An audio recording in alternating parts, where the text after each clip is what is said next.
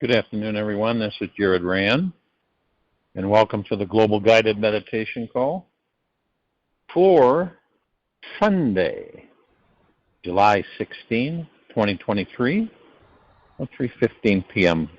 Eastern. Concentrating or focusing on knowing awareness, choosing to, not temporarily, but permanently, so that we end up rediscovering who and what we are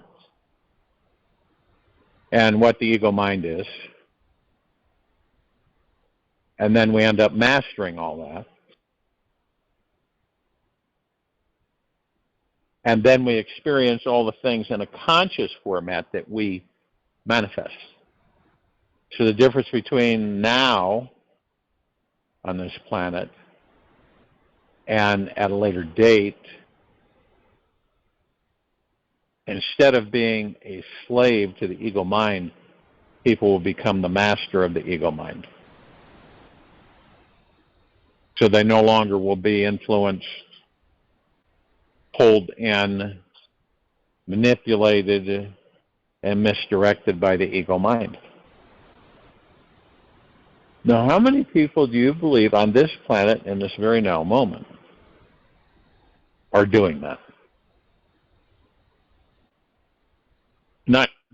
Not temporarily or once in a great while, but consistently. This whole life, what we call life, right, is so that we can do something, us gods. It's so that we can occupy ourselves. What would we do otherwise? So we enter physical form so that we can experience physical form. The kicker here is that we don't have memory of that. So we really don't know, we completely don't know who and what we are. You ever watch a baby when it starts to realize it's got hands and feet? Huh? It starts looking at them. Like, what is that? And then, of course, you discover eventually you can walk and then run and do a lot of things in this body.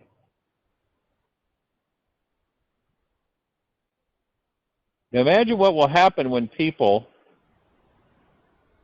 we have the opportunity to stay in these bodies for hundreds of years, thousands of years.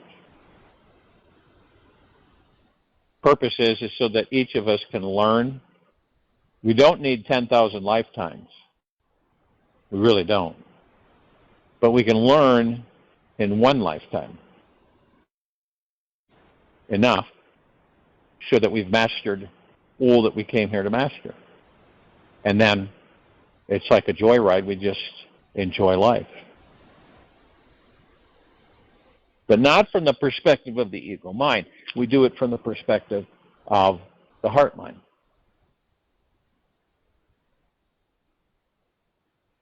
Heart mind is several times more powerful than the ego mind. Ego mind's tricky because it can actually make you believe you're in the heart mind when you're not. How do you know the difference between being in your heart mind and your ego mind? You don't have fear. Fear leaves you. You feel the fear in the center of your chest.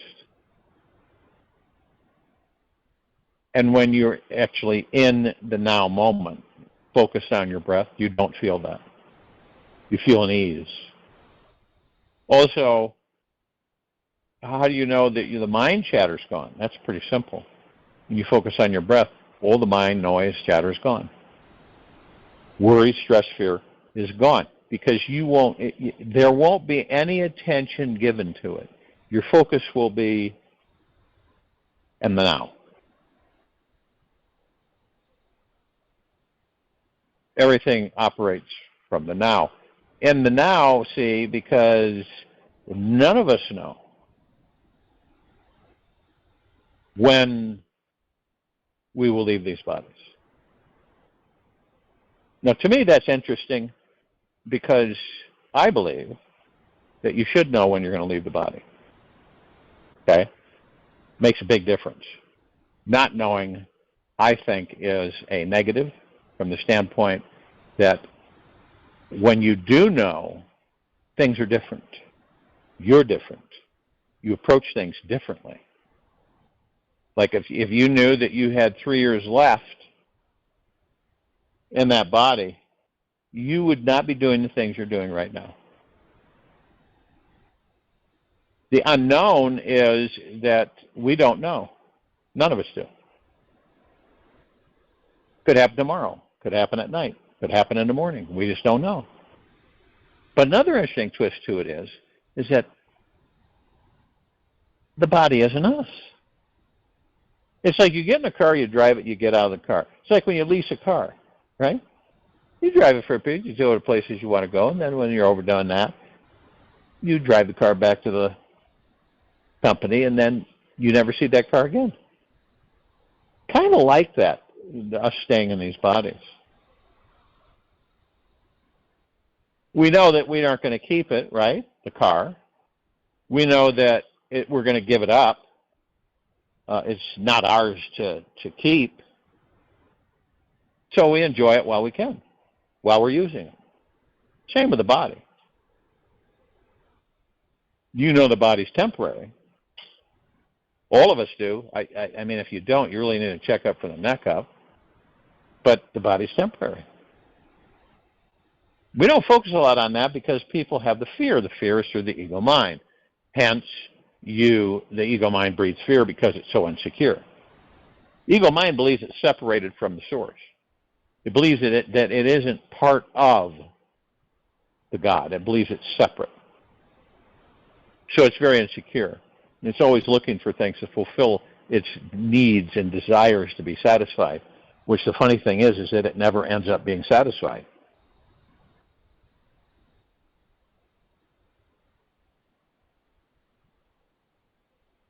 And you begin to understand that. We begin to understand it with ourselves because we start identifying. We don't judge, we just identify. So that's ego mind thought. And you give the ego mind a security by loving it. You don't, it's not your enemy.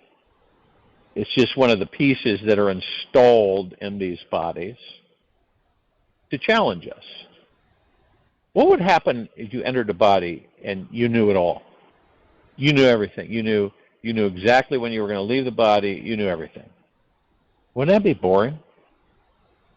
If you knew everything ahead of time, it would really be boring. After a while, it'd get boring.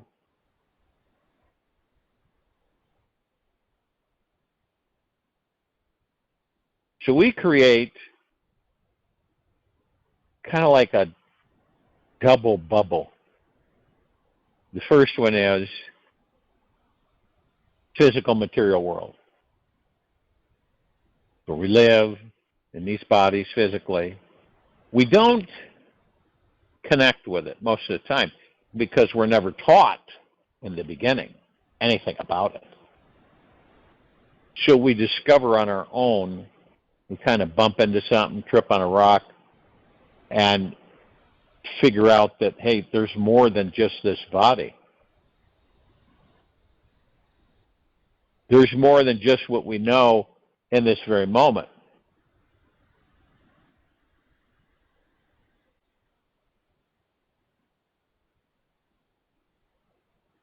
Some people ask, well, infinity, this journey is endless. What does that mean? It means that we'll always be inhabiting, experiencing, creating, manifesting throughout eternity.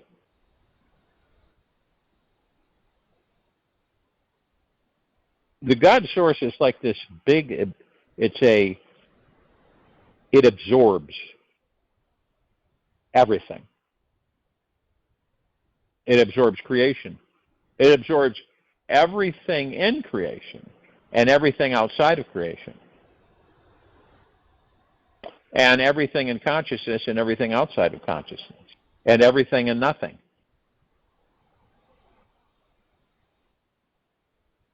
And it's constantly expanding. You see, nothing stops. You know, you're flying on a starship and you keep going and going and going and going and going about 3 times the speed of light. How about that? And you go to places but it never ends. And you have it's a vacuum and you have a reverse vacuum. So you have a blower and you have a vacuum. And the vacuum pulls things in, kind of like into the void. And the blower pushes things out that come into the universe that are created. What's the difference between the two? One is a black hole, one is a white hole. Seriously. They don't talk about the white holes, though. They can only talk about the doom and gloom of the big, murky, big black holes. But it's a balance. So you have an exhaust, right? And you have a vacuum. So you have power being put out, power being taken in.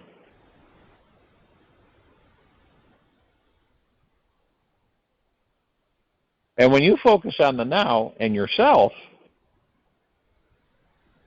then you pretty much start to get it. What do a lot of us do? It's habit. None of us are exempt from it. We are always thinking about tomorrow. We're always thinking about tomorrow, and we always kind of go into the past. But it doesn't dawn on us that, well, I should be in the now. Why am I wandering off into tomorrow, which I don't even know is going to come? Or why am I messing around in yesterday, which has already come and gone? But we do it. Because we were never taught to do anything else otherwise. So that tomorrow seems exciting because we don't know tomorrow. We haven't gotten there yet. So we focus on things like tomorrow can be during the course of your day, but it's ahead of time. So you're wandering off thinking about things ahead of time, rather than focusing on the now that you're in the present moment. So a lot of our energies are focused on tomorrow, things that we're going to do. We start calculating and arranging and building things that we're going to do, whether it's small, medium, or large, tomorrow. And during the course of our day, we're thinking ahead of the day on what we're going to do 2 hours later, 3 hours later. But we're never really in the now, unless you begin to understand is that we have spent all this time searching and seeking and searching and seeking, and we really never have found. So now we decided, well, I've done my tour of duty, so to speak, outside the material physical world. I'm going to go within. I want to find out what's inside me.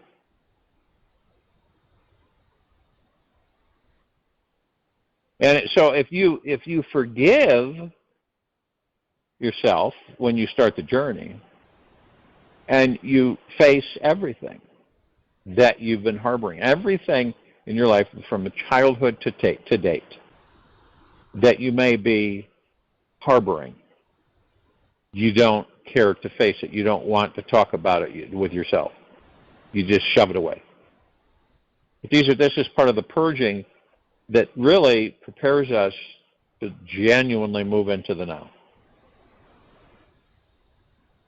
Because see, in the now, we don't judge, we don't worry, we don't stress, we don't fear, we don't have noise chatter. None of that stuff. We're not anxious, we're not in a hurry. And it's very powerful. Because in the now is where you're going to manifest things that you desire. You won't do it in the ego mind. When you're in the ego mind, the head, because it's controlling you, all right? You're not over it. So you can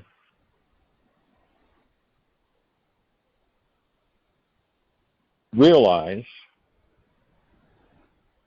that, yeah, there's work to do. And it's not like you're going to get it in a few days or weeks. But that you've acknowledged it and that you have moved into it on your own accord means you're halfway there. You start acknowledging these things. Now, people might think, well, that's a judgment. No, it's not a judgment. You're identifying the fact that what you didn't know before, you are now beginning to know now. Just like when an ego mind thought comes in, you immediately are able to identify it, and you say it's an ego mind thought. I'm not interested in engaging that. And then other things, when ego mind gets very aggressive, you turn around and say, ego mind, you're not in charge here.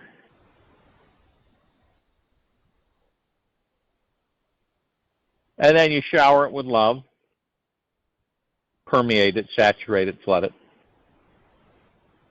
And eventually the ego mind begins to realize that it is connected, that it isn't alone. And that's when you take the reins and it becomes your servant. And you free yourself from its bondage over you.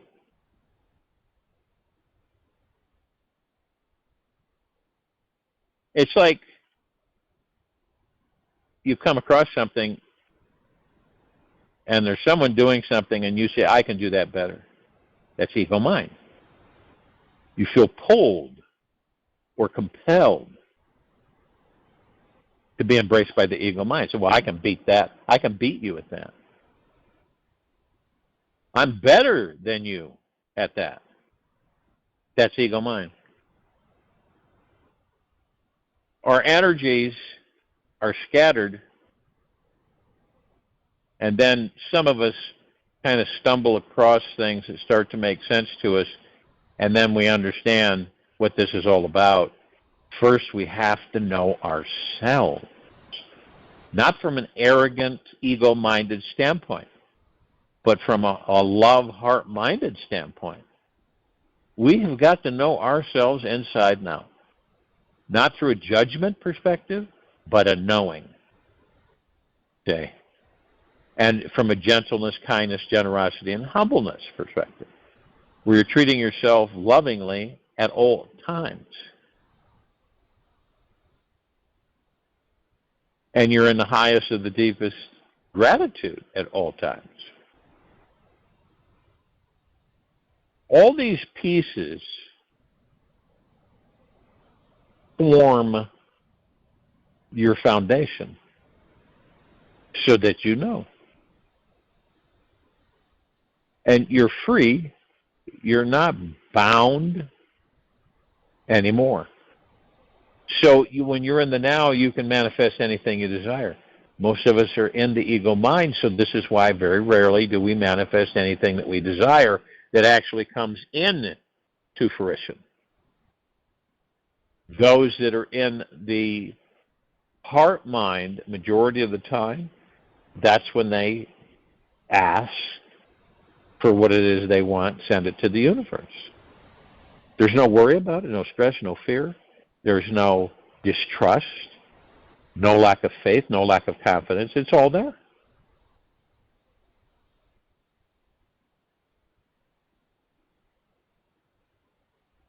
Most of us do not believe that we have this power.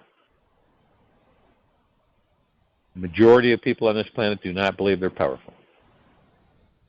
They do not believe that they can manifest anything, even though the universe shows them at times that they have. And they believe, and I'm not saying it's a negative thing, but they believe that everything is outside of them. And it's something other than them that's leading them, guiding them, supervising them, protecting them, loving them, so on and so forth. And it's actually God within them.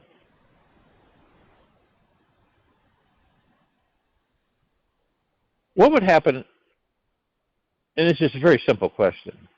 You have a group of people, and they're all arguing with each other, okay, on what they're going to do.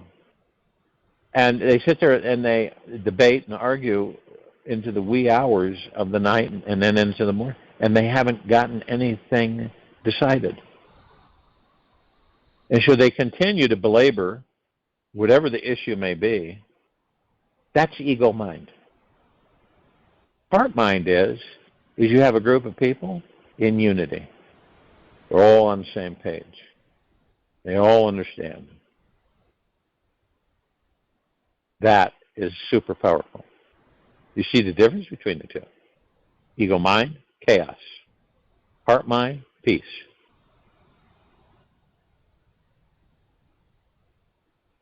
Now, I'm not saying that it's a cinch for any of us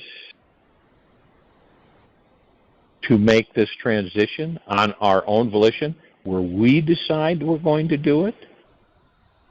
No one else decides for you. You decide. And I've had people say, "Oh, I'm too old. I can't do that. I might be gone tomorrow." Answer is, we all might be gone tomorrow. There's no excuses. Doesn't matter how old you are in that body's old age. Go within. Discover who and what you really are before you leave the body. Because when you enter physical form, people say, well, what do we look like? We're balls of omnipotently powerful energy called love light, radiant light. But that's what we are. We're pure, unadulterated consciousness. And we can do anything we choose. Now, we don't taste, we don't smell, we don't feel. We don't drink water, we don't eat food, we don't sleep. All the things that we do in physical form, we don't do. But you figure this, when you haven't learned who and what you are in the physical form, and you leave the physical form, you're going to end up back in the matrix. You're going to end up in the matrix, which we're in the matrix. But I mean, when you leave the body, you get yourself balanced, you will go into the light. You will start the whole process over, the so-called other side. You'll meet, and this is just, you'll seem very, very, very real. You'll meet all your relatives that have left the body. You'll meet all your pets that have left the body. You'll meet all your friends that have left the body. It'll be one happy reunion. And for you, it'll be like really real. Grandma Johnson's there. Uncle Pat, they're all there. And they all look great. And you're like sucked right into it. You're going, holy cow, what's this? And everybody's hugging each other, and it's just, you get lost in it. And then you start the process, Start talking about coming back and, what body you're going to pick and what parents and, what situations in the beginning. And then you go in. You reincarnate. You start all over again. Why? How do you start all over again? It's because we don't know. We have no memory. So it's a repetitiveness. See, that part, this goes far, because once you discover who and what you are in the body before you leave the body, then you start understanding more things. You understand that there is it's a very detailed holographic generated imaging. This universe, this particular universe. And everything is generated, and it's like it's real to the body. You're going, wow, this is wild. But you have no memory to do anything with. You start over from scratch. And this is a repetitive, redundant process. Well, yeah, you go in and you experience things, right? And as you go along and the body ages, you experience more things. And then more and more. And then you leave the body again. And you do it again and again and again and again.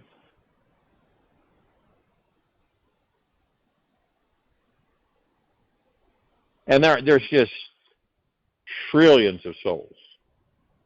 Okay. So when the civilization expands its procreation and the population keeps growing and growing, this is what's interesting. We're not meant to stay on planet. All right? We're prime manifestors.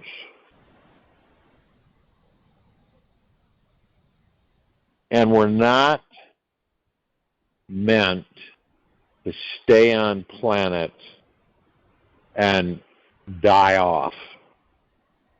We're meant to continue to expand, continue to populate. Why were we given the opportunity to be able to what?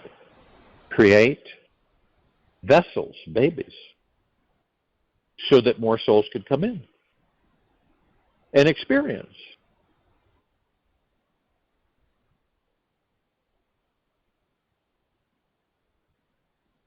Now, if that wasn't the case, we would just come in, we would be allowed for a certain amount, and then we would go extinct. Instead of progressing and going out into space and interacting with other civilizations and colonizing other planets and expanding and growing. We wouldn't produce children if that wasn't the case. We would come in, we would be born, we would populate to a certain extent, and then it would shut off. And then we would go extinct.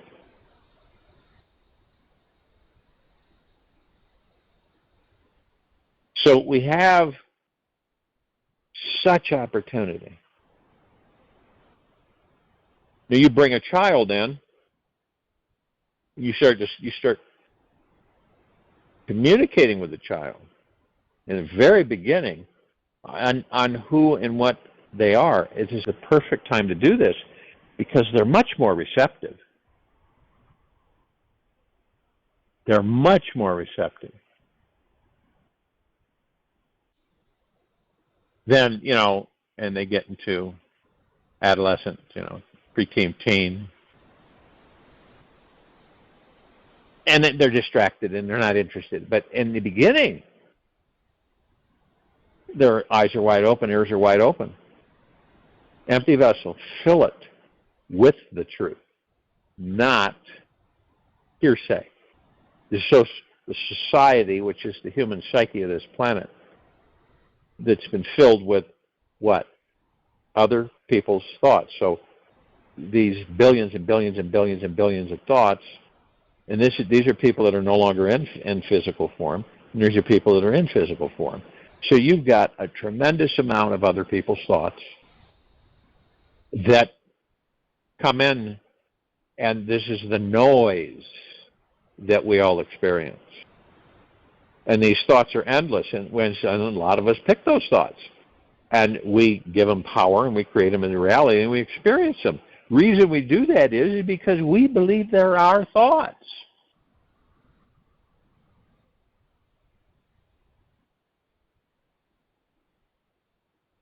And when you question, we're curious. We're darn curious. So you want to question things. If it doesn't seem, when you feel like something's just not right here, follow it, okay? Don't just blow it off, all right? Something's just, have you ever done that? Have you ever said, something's just not right here? I don't know what it is, but it doesn't feel, it's not so much about right or wrong, it's a feeling. Not a judgment, just a feeling. Most of us blow it off, say, and we say, never mind, and it passes by. Others, though, will kind of really look at it. Try to figure out, since we're so curious, why we're feeling that way.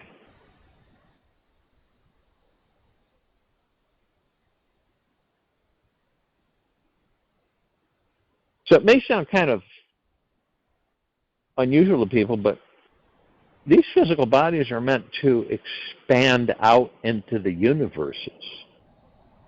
We're not meant to be contained in one sector or one quadrant of one galaxy. We're meant to, all these other species, all these other physical forms that the gods enter and experience. You meet a Pleiadian. Pleiadian has a god within that body. Same with the Syrians, Arcturian, Andromedan. They carry it. They're in a physical form. May look like yours, but not quite exact. And the wealth of, how do we learn? See, we're always learning. We're always experiencing. So doesn't it make sense that we move on, we advance, we expand, we grow?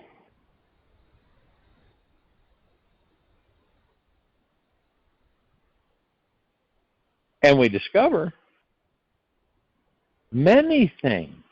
We've got so many things to discover about ourselves, and we're just scratching the surface. And it's good stuff.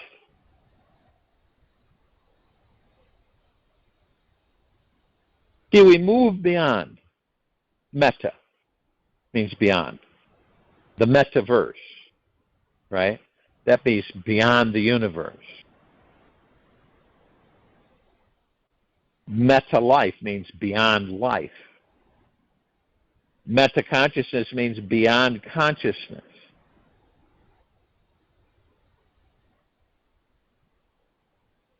Metaphysical, beyond physical.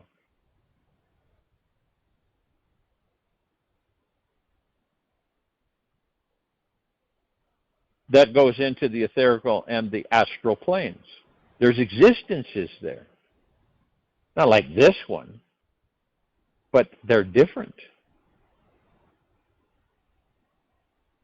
Enlightened light beings.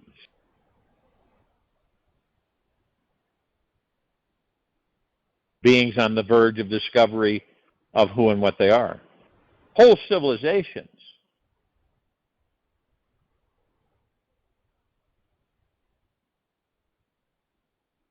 The reason, and a lot of people ask this question during the quiet time of this meditation, contemplate. Look at it all without judging. But the reason we're, so to speak, why a lot of people say we should be so much further ahead in knowledge and understanding, but we're not. We're using the same type of stuff that we've used for hundreds of years. We haven't, in the medical arena, we haven't even learned how to heal ourselves. We're still cutting things out.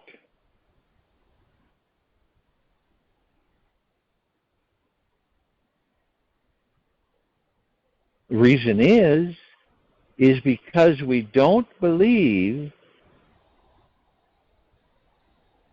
really and truly that we are gods, pure consciousness, omnipotently powerful, supreme, immortal beings, who, by the way, can manifest anything they desire, good, bad, and ugly.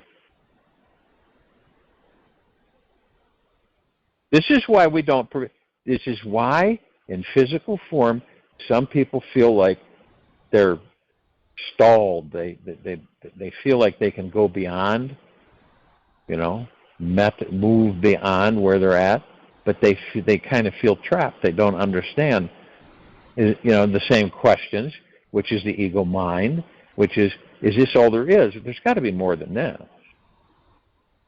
When someone who has depicted their version of being on top, right? Their version.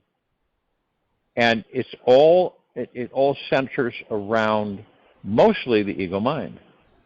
So when someone reaches the proverbial top in our society, a lot of them to themselves will say, there's got to be more than this.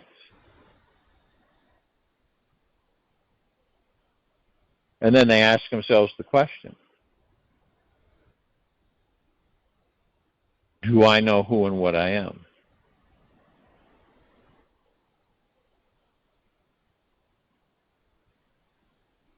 The only thing that we will always have throughout eternity is the God that we are. That's the only thing. We will not have any other thing. If you understand that we've discussed off and on about bicameralism, I think a lot of you have begun to understand what that actually means. And you remember the Egyptian Empire and how they packed things and the sarcophagus for the afterlife. That's all bicameral. They didn't know who and what they are. They didn't know, just like this civilization. They didn't know who and what they are. It's that they're human, the body, right? Experience, road, leave, but they don't know, most of them don't know what happens after you leave. Well, you go to heaven or you go to hell, right? That's all the matrix. You, all of us, you are the heaven in the earth. The body is the earth. You're the God in the body. You're the kingdom of God. You're the heaven. So you coming to this planet, entering a physical form, is heaven on earth. You're the God. You're the heaven.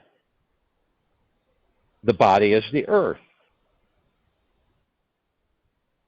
Now this body, okay, this body right now can only sustain itself on this planet because of oxygen content, atmosphere, so on and so forth. That's not to say that this body can't function on another Class M planet that has oxygen content and so on and so forth, and food and so on and so forth. But right now,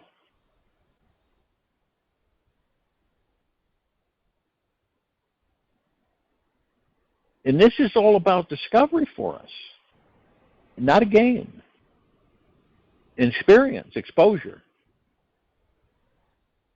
awakening. That for you to say in meditation, I am the God in the body, I am the heaven on earth, I am a omnipotently powerful, supreme, immortal being in this body. My soul houses the God that I am. I will leave this body and continue onward. I'm here to experience the body. All the wonderful things that the body allows us to experience. Good, bad, and indifferent. I'm not here to worry, stress, and fear because I am the God. I'm the one. When people worship things, we've all done that, right? In childhood, and how we were brought up and raised by our parents, influence, what we saw, what we were told. How many kids were told that if they didn't behave themselves, God would punish them? What a horrible thing to say. But yet, that's what the parents believed. And their parents had taught them, and so on and so forth. Instead of the child knowing, I am the God within this body. Huge difference. And explain in the beginning about the ego mind. This is the ego mind. This is what the ego mind's about. When you enter the body, you inherit the ego mind. Okay? Now, are we aware of it? Heck no. We don't have it. It doesn't come in until about 5 or 6 years after we've been in these bodies. And then the ego mind is there. Subconscious mind, our recording system. It's all there. Now, do you think that any of us are going to know that it's there? No. It's designed so that we just kind of fall into it. How many people have you met? We all have egos. But how many people have you met that the ego is so front and center that it agitates you? The reason it agitates you is because you're in the ego mind too. If you were not in the ego mind and you were in the now, it wouldn't agitate you.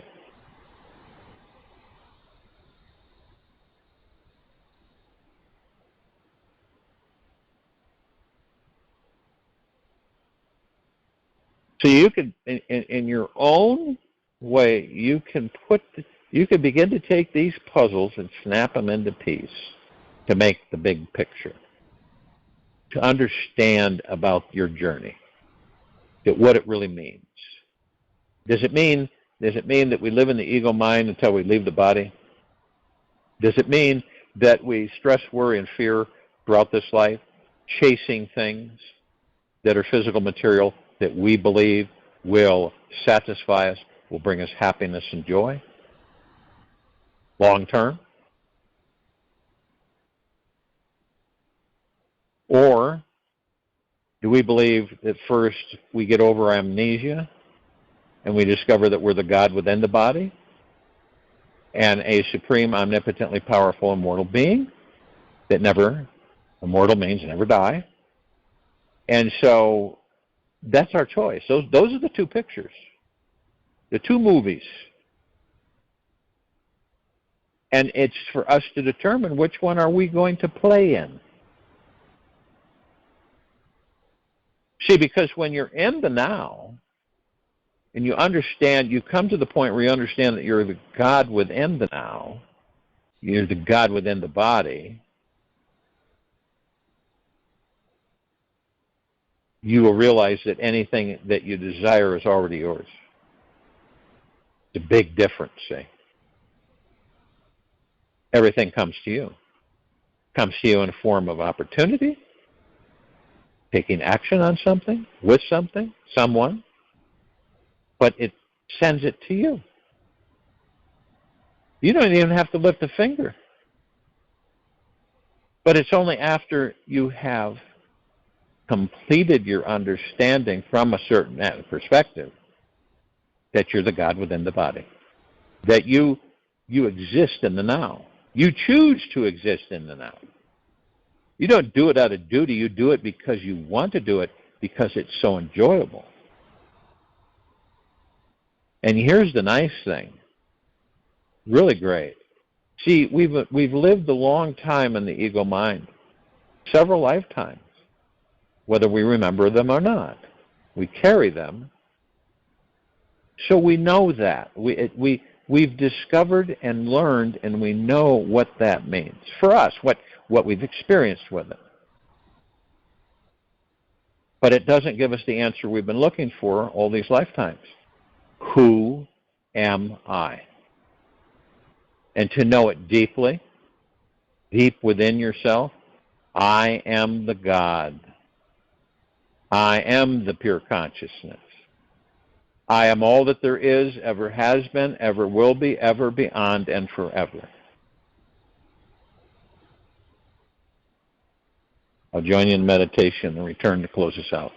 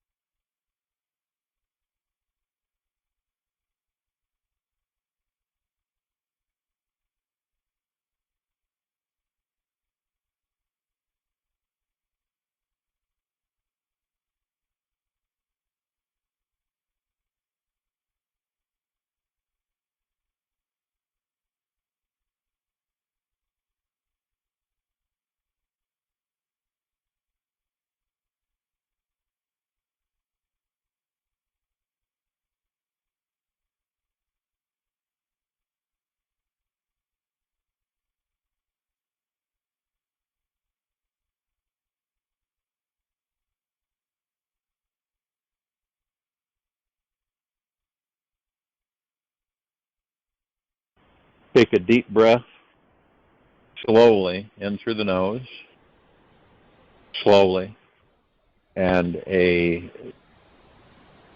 deep exhale out from the mouth. Remain still. It's interesting when we understand that every cell of our body is pulsating and vibrating with super alive conscious energy and light right now, right in this very moment. All of our atoms are singing and dancing together. They're having a great big party inside of us.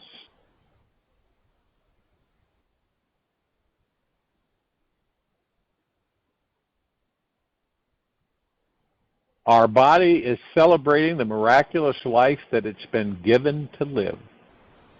And once you perceive yourself with eyes overflowing with gratitude and wonder, all you will see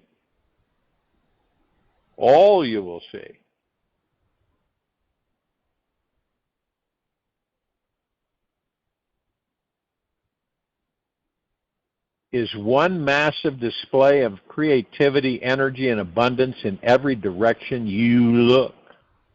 You are truly surrounded by the abundance in every direction.